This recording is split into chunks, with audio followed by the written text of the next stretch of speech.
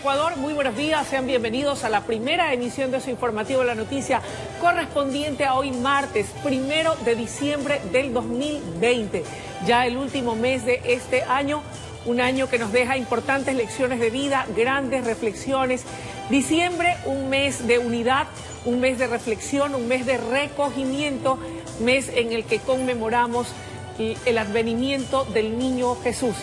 Que este mes sea de unidad, de reflexión, un mes de paz, un mes de recogimiento para el Ecuador entero y para el mundo. Importante destacar, amables televidentes, que la Organización Mundial de la Salud pide a cada uno de los habitantes del planeta evitar grandes reuniones con motivo de la Navidad o fin de año, a efectos de evitar la propagación del COVID-19. Y es que la pandemia, como siempre lo decimos, no ha terminado. No ponga en riesgo su vida y la de los suyos. Y como cada mañana, es para mí un privilegio compartir pantalla junto a José Luis Arévalo. Qué gusto, buenos días. Muchísimas gracias, Luisa. Para mí es un verdadero placer, un gusto también, un privilegio de poder estar compartiendo contigo la información y ratificarle los buenos días a nuestros amables televidentes. Y vamos de inmediato con el desarrollo de la información. Claro que sí. Queremos contarles que capturan en el sur de la ciudad de Esmeraldas a 3 sujetos que estarían implicados en varios delitos. Un video fue clave para las investigaciones y seguimientos de los agentes de la Brigada Anticriminal. Tenemos los detalles. Días atrás, en el sector de la 15 de marzo, al sur de la ciudad de Esmeraldas, cámaras de seguridad revelaron el accionar de varios sujetos, quienes a bordo de un auto perfilaban a sus blancos y al parecer eran especialistas en llevarse motocicletas. En esta oportunidad, según la denuncia presentada por el afectado, dejó el vehículo en la vereda mientras visitaba a una persona y en menos de un minuto regresó a ver y solo observó que alguien iba con su motocicleta. Y nos encontramos realizando más investigaciones del impacto que han generado estos robos, porque no solo es el único caso, son varios hechos y acontecimientos que se han dado en la misma modalidad y hay ciudadanos que ya los están reconociendo. Equipos de la Brigada Anticriminal, respondiendo a las denuncias del incremento de robo a personas y de motocicletas, trabajaban en los puntos denominados calientes y en primera instancia ubicaron el auto blanco. A bordo 3 sujetos, aparentemente los mismos que robaron la motocicleta. Y se logra dar con el paradero de los ciudadanos que se encontraban realizando robo a personas, robo a motocicletas y todos los delitos conexos que puedan existir para ellos. En la verificación de los hechos, los agentes de la BAC no se equivocaron. El afectado reconoció plenamente a su vehículo y a los detenidos como los responsables de llevarse la motocicleta. De los 3 capturados, todos presentan antecedentes, es decir, el círculo delictivo como que tiene experiencia y no se detiene en sus andanzas. Se les encuentra prácticamente con la motocicleta que en los videos se ve sustraída. Igualmente se ubica el vehículo, el cual les deja en el sector un vehículo, un automóvil blanco. Otra vez fuera de las calles. ¿Por cuánto tiempo? Solo la justicia tiene la respuesta, informó Iván Casamen. Presuntos responsables de robar una óptica fueron capturados por agentes de la Policía Judicial de Quito. Los sospechosos eran buscados por los uniformados y su más reciente asalto fue reportado en el sector de Conocoto. Veamos. Estas imágenes se viralizaron el pasado 27 de julio. 2 sujetos ingresaron a una óptica ubicada en el sector de la Mena Sur de Quito. En un inicio se mostraron interesados en armazones, pero uno de ellos sacó a relucir un arma de fuego y puso en apuros a las 2 empleadas que fueron encerradas en el baño. Los delincuentes se llevaron varios equipos y luego de un cotejamiento de perfiles, la policía confirmó que los detenidos son los mismos responsables de haber robado la óptica hace 4 meses. Logramos hacer un cotejamiento de rostros, lo que nos permite estar casi seguros que son las mismas personas. En ese entonces los sujetos andaban en un carro pintado de amarillo con rótulo de taxi, el mismo vehículo en el que fueron detenidos. Agentes de la Judicial de Quito se activaron tras la denuncia de los integrantes de una familia, a quienes les amenazaron con armas de fuego y les despojaron de $600. Este tipo de estructuras delictivas pequeñas lo que hacen son delincuentes de oportunidad. Ellos siempre están buscando un accionar de manera, levantan información antes para poder actuar. Siguiendo el hilo de la denuncia, los policías llegaron hasta el sector de la Argelia. En poder de los agentes, videos de algunos robos que aparentemente perpetraron. En todo este tiempo, supuestamente utilizaron la fachada de carro pintado de amarillo. Así lo revela un nuevo video donde se ve al auto informal, del cual descienden dos sujetos quienes caminan perfilando a una de las víctimas. El accionar de la institución como tal termina al momento que nosotros ponemos a órdenes de las autoridades con los elementos de convicción respectivos para que se dé el proceso jurídico. La policía espera que todo el despliegue investigativo de 4 meses no termine en una audiencia de 20 minutos y vuelvan a caminar libremente, burlándose de todos y de todo. En Quito informó Iván Casamen. Y escuchen con atención, un motociclista de 20 años de edad murió en un accidente de tránsito registrado en Cuenca, provincia de La Suay. El joven chocó con la parte posterior de una plataforma que se encontraba estacionada. Edison Eduardo Tigre Guayas, de 20 años de edad, perdió la vida cuando la moto que conducía al parecer se estrelló en la parte posterior de una plataforma que se hallaba estacionada en el sector de Ucubamba, kilómetro 12 de la vía Cuenca-Sogues. Encontramos un accidente de tránsito entre una moto y un vehículo grande, en este caso una plataforma. La muerte del joven fue instantánea debido a la fractura del cráneo, producto del fuerte choque. Pero el conductor de la motocicleta es el mismo que fallece en el lugar del accidente. Según versiones, el motociclista ingresaba a la capital Azuaya por el lugar donde se produjo el hecho. Según las primeras averiguaciones, parece que sí, que el motorizado se impacta contra el vehículo pesado que se encontraba estacionado al lado derecho de la vía. Luego de las diligencias correspondientes, el cadáver fue trasladado al centro forense. Desde la ciudad de Cuenca, informó Francisco Ramírez. Una mujer fue rescatada de milagro por un grupo de agentes de tránsito cuando intentaba saltar desde el puente del Chiche. Los uniformados junto a una amiga de la joven lograron salvarla de caer al vacío. Veamos. Mija, no lo hagas, piénsalo bien. No. Lágrimas de alivio y satisfacción tras haber salvado una vida casi de milagro. Así reaccionaron un grupo de agentes de tránsito junto a una mujer, segundos después de lograr sostener a una fémina que intentó acabar con su vida lanzándose del puente del Chiche. Los agentes realizaban patrullajes de control cuando se vieron sorprendidos por una dramática escena, en donde una mujer le rogaba a otra en el extremo del puente que se retracte de su decisión. No, tranquilízate. En el ingreso verificamos que había una persona intentando saltar, una señora parada prácticamente en el vacío. La mujer estaba decidida, apenas se sostenía de la estructura con las puntas de los pies. Las súplicas de su amiga no eran suficientes y amenazaba con lanzarse si un agente se acercaba. Llegamos, nos acercamos lentamente hasta donde la señora nos permitió. Ventajosamente estaba una amiga de la señora del trabajo en el lugar también, quien fue una ayuda fundamental, sin duda alguna. Ella fue quien pudo acercarse un poco más a la señora.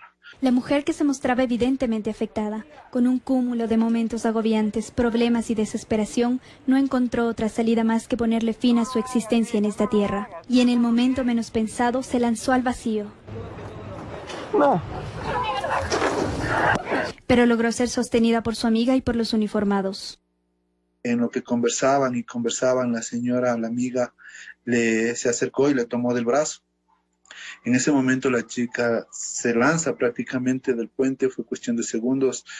Avanzamos a llegar al lugar, avanzamos a cogerle con los compañeros que nos encontrábamos ahí, 4 agentes de tránsito, y logramos sostenerle y ponerle a buen recaudo. Gracias a la oportuna y rápida acción de los agentes quienes se encontraban presentes en el momento, se pudo evitar una tragedia. Muchas emociones, el miedo, el temor, la angustia de intentar salvar a esta persona. Al final de todo, una satisfacción enorme de, gracias a Dios, poder haber podido salvarle a la señora. En momentos de extrema tensión, en donde una apresurada decisión marca la diferencia entre la vida y la muerte, estos salvadores evitaron que la mujer cometa un error, demostrándole así que aún no era su momento de ir al más allá. Mija, no lo hagas, piénsalo bien. Informó Paola Castillo. Y desde Bielorrusia nos llegan las dramáticas imágenes del momento cuando un hombre se salvó de una muerte segura. El individuo trotaba por una de las calles de la ciudad de Bobruisk, cuando sin darse cuenta a sus espaldas un vehículo se había volcado y se dirigía hacia él a toda velocidad. Afortunadamente, el ritmo con el que el hombre trotaba le permitió esquivar al automotor que pasó detrás de él a prácticamente centímetros de distancia. Fue allí cuando recién se percató de lo sucedido y quedó impactado al ver cómo milagrosamente se salvó. Y desafiando a la pandemia del COVID-19, cerca de 9.000 corredores participaron de la Maratón Internacional en la ciudad china de Shanghái. Los organizadores afirman que habían exigido a los atletas someterse a un test de coronavirus 7 días antes de la competencia y que se implementaron sistemas de reconocimiento facial para comprobar la identidad de los participantes y tener una medición de la temperatura para así garantizar la seguridad de los corredores.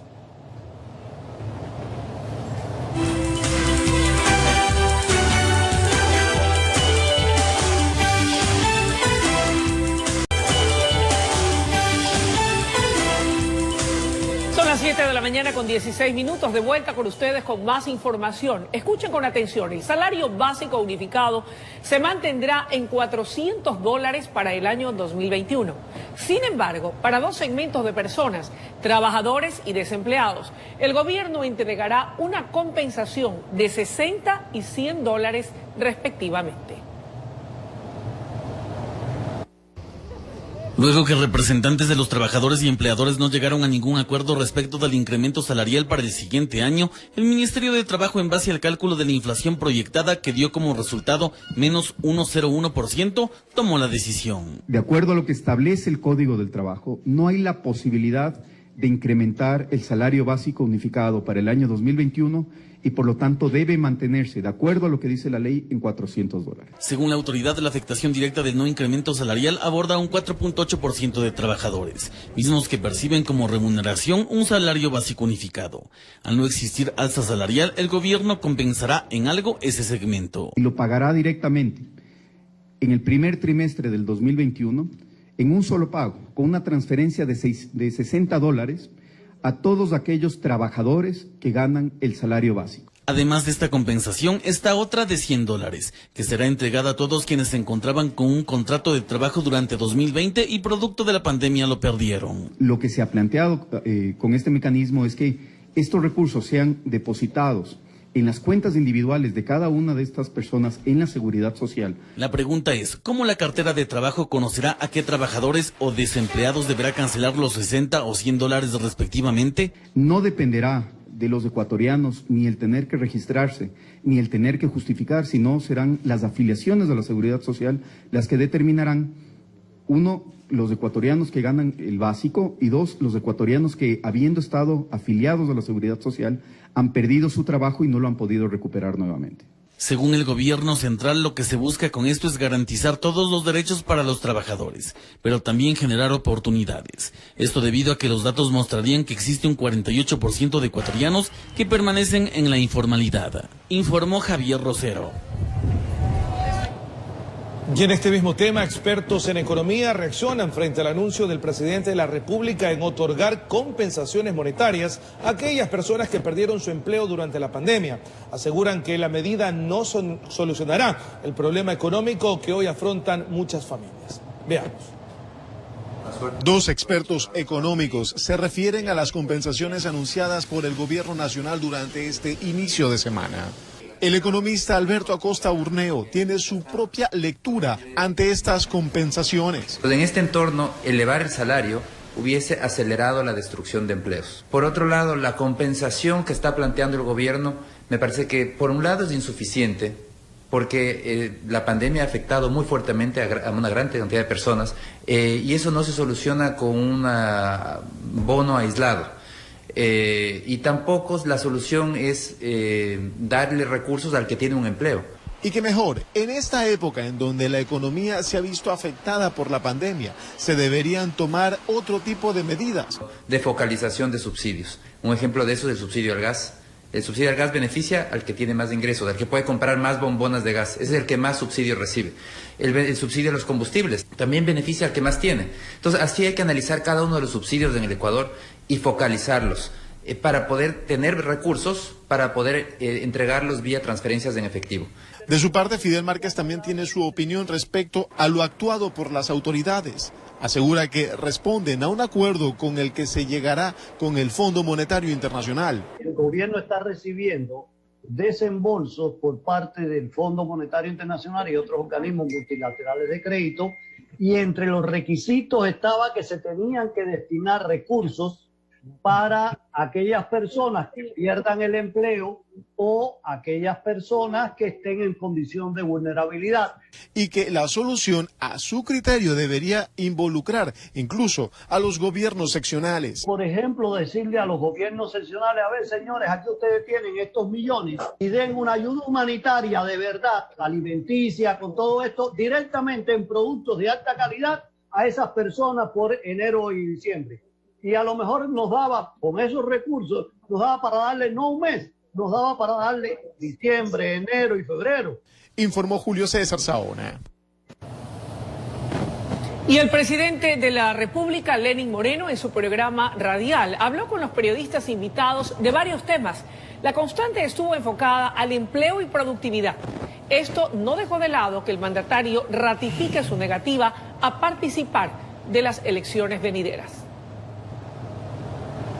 Y humanitaria. Con respecto al tema del empresariado y los trabajadores, permitió que crezca el empleo en aproximadamente 6.7% y por supuesto el desempleo disminuyó en esa misma cantidad. Apoyo a emprendedores. Tenemos créditos para emprendimiento. Los créditos de Actívate Ecuador precisamente están dirigidos hacia ellos.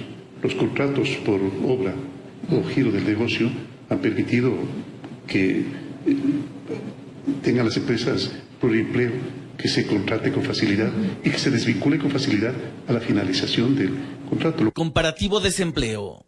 Con más empleo, y menos desempleo, inferior al 17.2%, que es 0.3% de Argentina, al 11.1% que tendría México, si mal no recuerdo, y la tasa de desempleo de Ecuador estaría cifrando el 8%, bastante inferior a estos países. Candidatura presidencial. Pero con respecto a que ahora no soy candidato, realmente, si es que quieres saberlo exactamente, nunca quise serlo. Ni desde la primera candidatura a la presidencia quise serlo. Profesionales de la salud reactivan sus movilizaciones para exigir al Estado que cumpla con la estabilidad laboral estipulada en la ley humanitaria. Anuncian otras medidas en caso de no recibir una respuesta favorable. De diferentes provincias llegaron a Quito la mañana de este lunes 30 de noviembre para apostarse en el Parque del Arbolito. Ahí empezó su manifestación.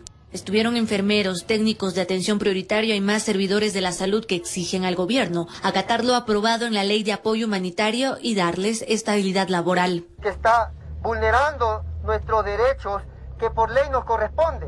Hemos estado sacrificando nuestras vidas desde el primer al tercer nivel. Esta movilización se da para presionar por la modificación o derogatoria de los artículos 10 y 40 del reglamento de la ley humanitaria, que condiciona quiénes y cómo accederán al nombramiento permanente, cuando la ley en cuestión, aprobada en la Asamblea, habla de la estabilidad para la generalidad de los trabajadores de la salud que dieron servicios durante la pandemia y no solo para aquellos que trabajaron directamente con pacientes COVID, como estipula el reglamento. No es posible que se haga un reglamento que contradice a la ley humanitaria. Nosotros fuimos a las casas, a los domicilios a atender a los pacientes con COVID. Mientras fallecían, estuvimos al lado, nos enfermamos y ahora, para darnos la estabilidad laboral, nos exigen que tengamos la prueba de PCR de ese paciente. La movilización llevó este reclamo hacia uno de los edificios del Ministerio de Trabajo en el centro de Quito. Aquí ingresaron oficios y se espera una respuesta favorable. Si no, adelantaron que continuarán en protesta. Vamos a tomar medidas de hecho. Vamos a lo legal, a lo judicial. Informó Carolina Basante. Cuando son las 7 de la mañana con 25 minutos, José Luis y amables televidentes, es momento de ir a una breve pausa. Pero estén muy atentos de nuestra sintonía, pues cuando volvamos les contaremos detalles de cómo los casos de COVID-19 en el Ecuador se acercan ya a los 200.000 infectados. Las autoridades justifican esta cifra en virtud de lo que señalan ha sido la indisciplina ciudadana. Los detalles de esto y mucho más tras la pausa aquí en La Noticia, primera emisión.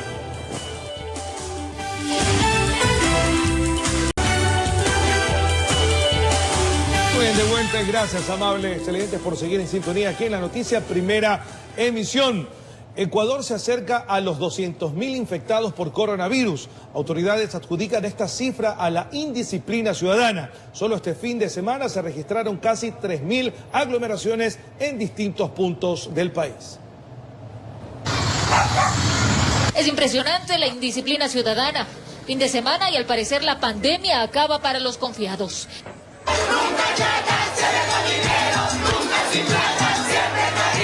Este es un barrio de San Lorenzo, Esmeraldas. Y solo aquí había 600 personas en plena fiesta. Festejos que están prohibidos a escala nacional y que la policía se demoró al menos 3 horas desalojando a todos. Pero si esos 600 indisciplinados le sorprendieron, imagínese este otro caso. En Manabí ya no fueron cientos, sino miles las personas aglomeradas. Aproximadamente estamos hablando de unas 2.000 a 3.000 personas que existían en el momento que llegamos al lugar. Y aunque no les gustó el desalojo, las autoridades tuvieron que intervenir en pro de salvaguardar la salud de quienes hacen caso omiso. Tranquilo, tranquilo, déjanos salir,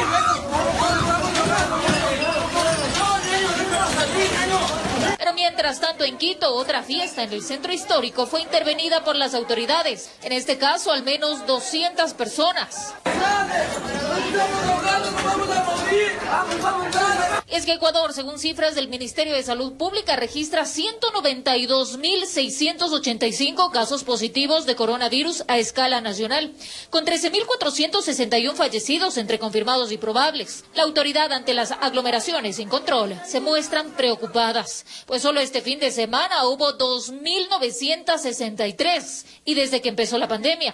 Hasta el momento tenemos 94.647. En cuanto a las fiestas, se registran más de 30.000 a nivel nacional. Y sobre los libadores, 233.837, sí, son números bastante altos. Que se sienten impotentes, dice, porque la gente no entiende la peligrosidad de la pandemia, que incluso registra mayor indisciplina que cuando no había virus. Comparado un feriado con pandemia versus un feriado donde no teníamos pandemia, las aglomeraciones crecen el 195%. Las provincias de Pichincha, Guayas y Azuay son aquellas donde se registran los mayores índices de desobediencia a las normas de prevención del COVID.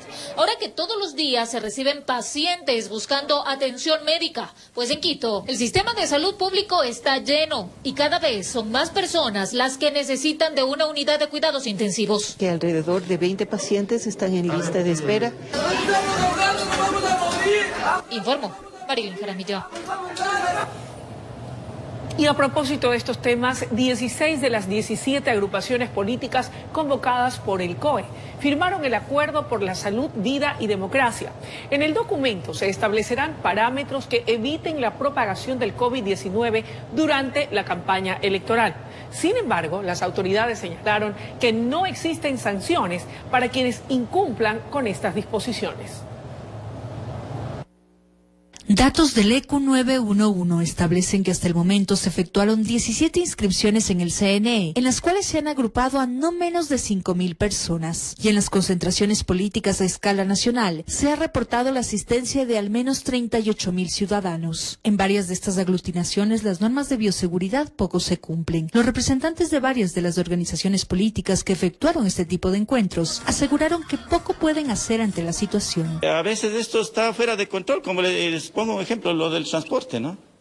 Las autoridades ahí nos dicen respeten esto, pero utilizar la distancia donde podamos, pero más allá de eso es muy difícil. Mientras otros voceros de algunos partidos políticos plantean varias opciones para evitar aglomeraciones, como la utilización de medios digitales. Desarrollen su campaña vía en línea, ¿no? No concentraciones populares. Estamos tratando de hacer caravanas para que cada uno vaya en su vehículo y poder de esta manera llegar a la gente con la información de la propuesta de nuestro movimiento. Las autoridades municipales mencionaron que está prohibido las concentraciones de grupos mayores a 100 personas en espacios públicos. Sin embargo, no están establecidas las sanciones cuando hay incumplimientos. Conversaciones que hemos tenido con el Consejo Electoral Provincial, hemos revisado toda la normativa legal y no hay restricciones para la expresión de la democracia en este sentido. Por lo que se exhortó a los líderes de los movimientos políticos para evitar que las campañas incrementen los niveles de contagio de coronavirus, por medio de un acuerdo por la salud, vida y democracia que se construirá a través de mesas de trabajo. De las 16 organizaciones han firmado 9, las otras, el 40%, esperan en la mesa técnica generar nuevas decisiones y firmarlo. Mientras el CNE prepara las medidas de seguridad que tomará durante las elecciones de febrero del 2021, informó Sofía Vintimilla. El aeropuerto Mariscal Sucre de Quito se prepara para recibir un mayor número de pasajeros durante el mes de diciembre por las festividades de Navidad y Año Nuevo. Los pasajeros que ingresen al país deben presentar una prueba PCR negativa. Estados Unidos y España son actualmente los destinos con mayor demanda. Estos forman parte de las 12 rutas internacionales que están disponibles desde el aeropuerto Mariscal Sucre, lugar en el que, según sus representantes, no se han reportado contagios entre pasajeros. No se ha tenido un reporte directo de una novedad de esa naturaleza. Sí se han presentado casos de los que se ha determinado, por ejemplo, la existencia de sintomatología asociada a temperaturas elevadas. Esas personas han sido inmediatamente remitidas a personal sanitario para una evaluación más exhaustiva. El uso obligatorio de las mascarillas, toma de temperatura al ingreso a la terminal y el uso frecuente de alcohol y gel antibacterial continúan siendo indispensables mientras se utilizan las instalaciones del aeropuerto. Además, están disponibles máquinas que facilitan el chequeo de pasajeros. En este aeropuerto trabajan 9 aerolíneas internacionales y 3 nacionales. Para viajar a Galápagos es necesario presentar una prueba PCR negativa para COVID-19. Tomada dentro de las 96 horas previas al ingreso a las islas, que además debe estar acompañada de un salvoconducto emitido por el operador turístico o por el hotel en el que la persona o el viajero se vaya a hospedar en Galápagos. Mientras es obligatorio para quienes lleguen al país presentar una prueba PCR negativa para coronavirus. Tomada dentro de los 10 días previos al ingreso al Ecuador, con esta prueba el pasajero pues ya no debe hacer el aislamiento preventivo obligatorio, queda exento de esa obligación, pero las personas que llegan sin la prueba PCR sí pueden ingresar al país, pero deben hacer el aislamiento preventivo obligatorio necesariamente. ¿De cuántos días? De 10 días. A mediados del mes de diciembre se espera un ligero incremento del número de pasajeros. Sin embargo, no llegaría ni a la mitad de lo reportado en el mismo mes del 2019, donde se contabilizaron 108.000 viajeros internacionales y 104.000 nacionales, informó Sofía Vintimilla. Y atención, la firma estadounidense Moderna anunció que va a pedir de forma inmediata a Estados Unidos y Europa la autorización para comercializar su vacuna contra el COVID-19, que en los ensayos clínicos ha mostrado una eficacia del 94.1% para prevenir la enfermedad y del 100% a la hora de evitar casos severos. Moderna, que ya había adelantado el pasado 16 de noviembre resultados de los ensayos clínicos de la fase 3, confirma ahora la efectividad de la vacuna y se convierte en la segunda empresa estadounidense tras Pfizer que solicita autorización de emergencia para empezar a vender su producto conocido como mRNA 1273. Si no hay problemas durante este proceso de aprobación, se espera que las dos vacunas puedan empezar a administrarse este año. Muy bien, nosotros vamos a hacer una breve pausa, Luisa, de amables televidentes, pero al volver, la Organización Mundial de la Salud ha reconocido los problemas asociados al juego digital como una patología mental. Esto y mucho más al regresar aquí en la noticia Primera Emisión. Ya ven. 7 de la mañana con 45 minutos, les contamos que la Organización Mundial de la Salud ha reconocido los problemas asociados al juego digital como una patología mental. En varios países se han reportado suicidios de menores luego de perder un videojuego o porque sus padres les quitaron el celular. Hoy les presentamos la primera parte de un informe especial sobre este preocupante tema del que Ecuador no es ajeno.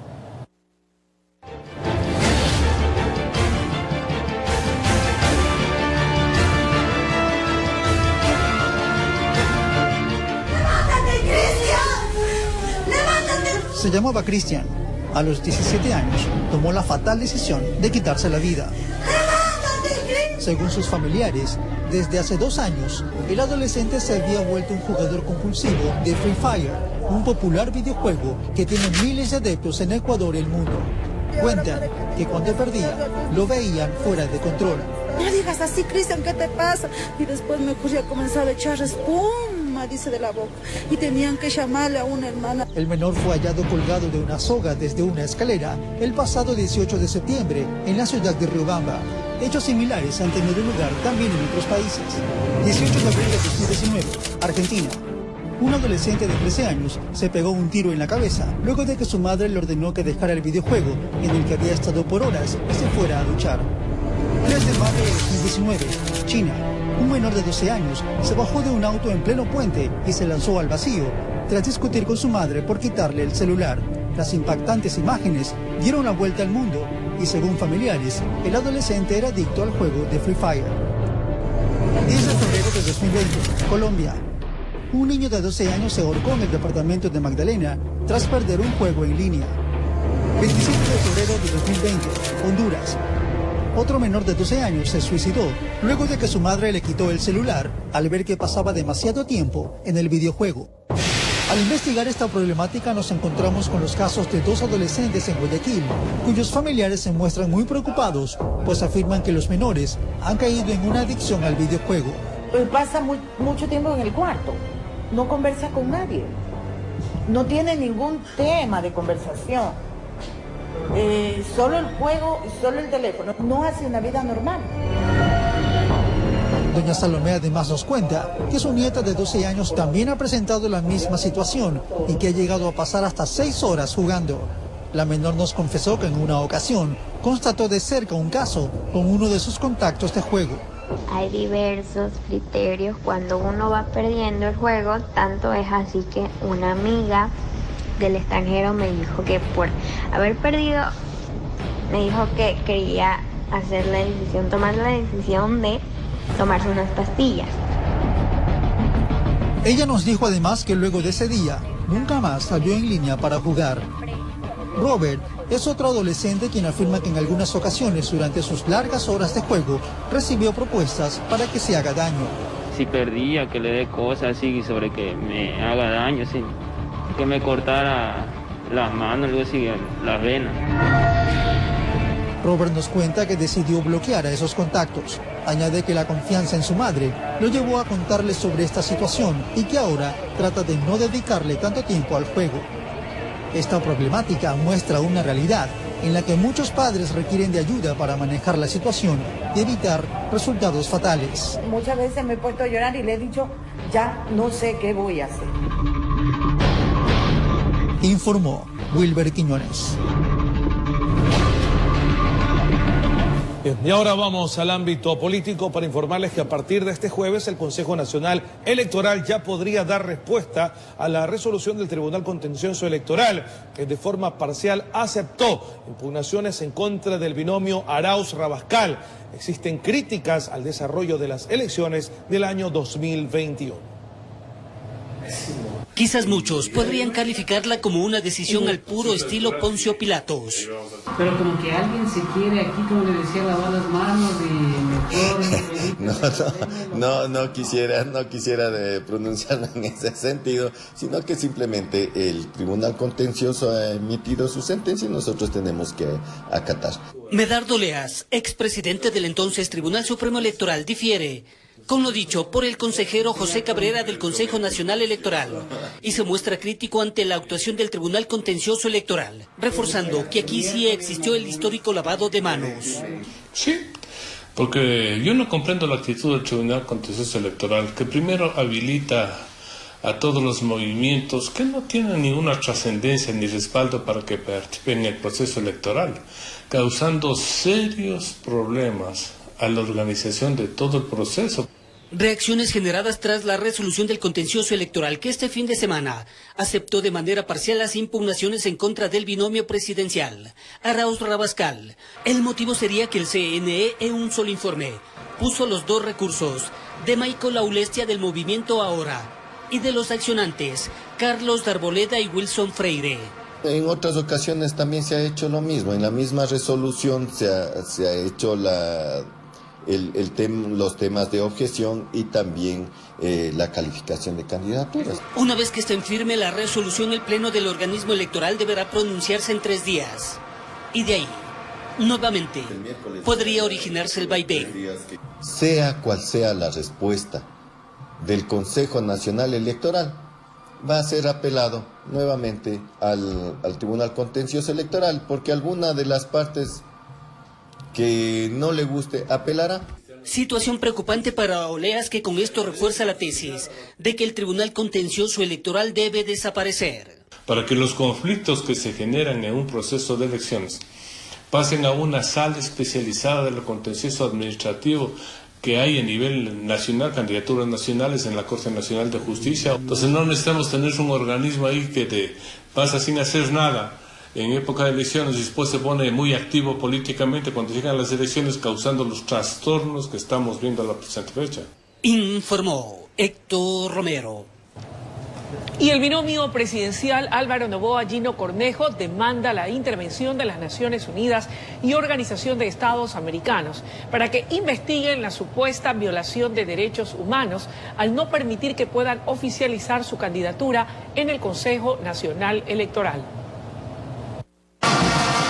Los seguidores de Álvaro Noboa y quienes integran el movimiento Justicia Social no dan su brazo a torcer y por segunda semana consecutiva no dejan de protestar en los exteriores del Consejo Nacional Electoral CNE para exigirse de paso el inicio de la inscripción del binomio presidencial Noboa-Cornejo. Inclusive, con su malestar han traspasado fronteras. Una ante la Comisión de Derechos Humanos de Ginebra, ante las Naciones Unidas, la misma que ya fue admitida al trámite por los derechos que pretenden violar de nuestro candidato Álvaro Noboa.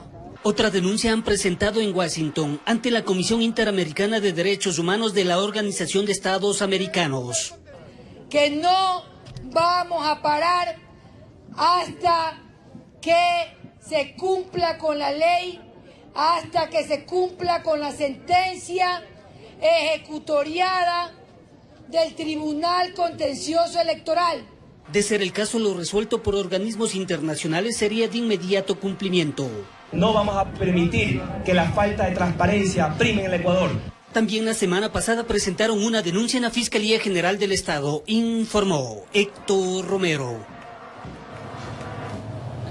Y la tarde de este lunes 30 de noviembre, mientras participaba en una caravana política que recorría el sur de Guayaquil, falleció de un infarto el alterno del quinto candidato del Distrito 1 de Guayaquil por Creo, segundo Benjamín Ordóñez Motoche, de 48 años de edad, quien era militante de este movimiento desde sus inicios.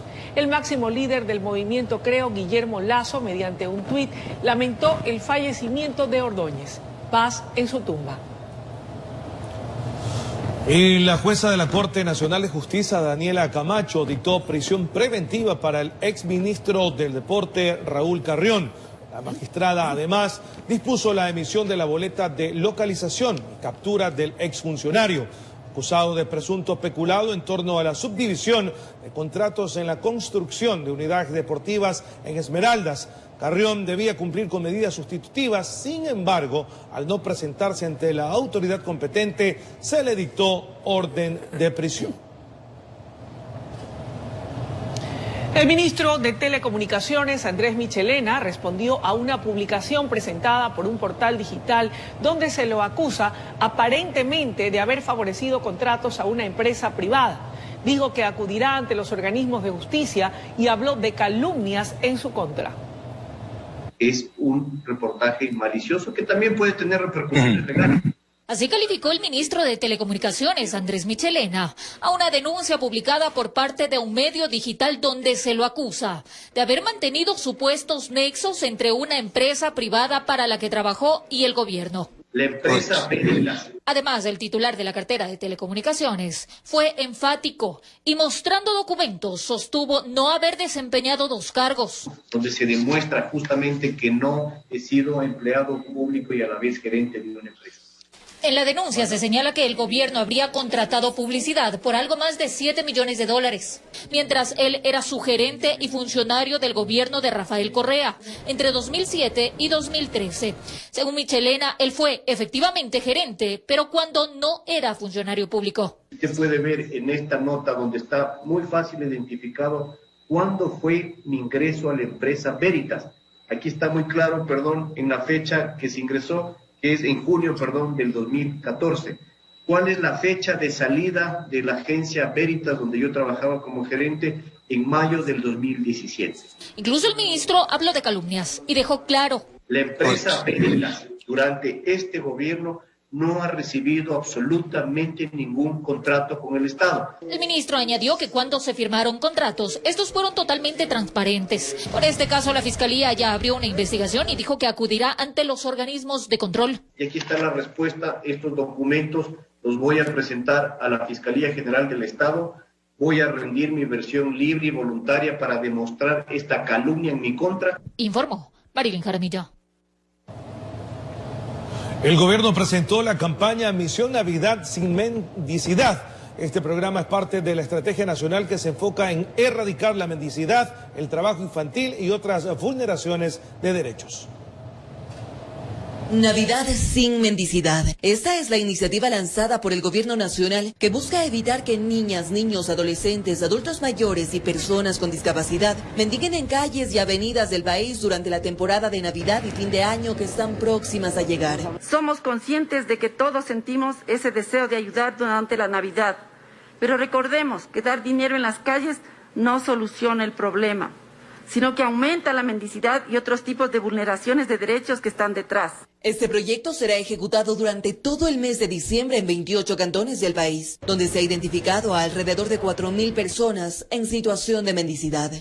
Que están siendo considerados como zonas expulsoras o como zonas receptoras de mendicidad, de trabajo infantil, también de movilidad humana y sobre todo de habitantes de calle. Lo importante también es la efectiva aplicación de las sanciones en caso de delitos o de infracciones que se puedan presentar. Entre las acciones de esta iniciativa será entregar kits de alimentos gestionados por el gobierno junto con empresas privadas. Esto sumado a brigadas de diferentes instituciones en el país que trabajarán en los sectores donde hay un mayor registro de mendicidad. Esta estrategia trabajará a través de acciones de prevención, a través de acciones de contención, de difusión, de socialización y de articulación, como les decía, intersectorial y multisectorial. Actualmente el Ministerio de Inclusión Económica y Social no cuenta con estadísticas puntuales de personas en situación de calle, pero solo en lo que va de este año han sido atendidos 2.900 habitantes bajo esta condición. Y las autoridades esperan que para finalizar el año, esta cifra se incremente en un 20%, informó Ismenia Solórzano. Y la primera dama de los Estados Unidos, Melania Trump, tras meses de preparativos, dio a conocer la pomposa decoración con la que inaugura la temporada navideña en la Casa Blanca. La residencia presidencial luce enormes galerías de paredes blancas repletas de abetos con guirnaldas. En total 62 con adornos y regalos en los que predomina el color rojo. Melania señaló sentirse encantada de compartir la decoración llamada La Belleza de América, con la que ha querido rendir homenaje a la majestuosidad de la nación. Y bien amigos, con esta información ponemos punto final a la noticia Primera Emisión. Mi querido José Luis. Muy bien, ya viene la noticia en la comunidad junto al licenciado Hugo Gavilanes y también Mayra Montaño, que están listos para más información aquí en la pantalla de RTS.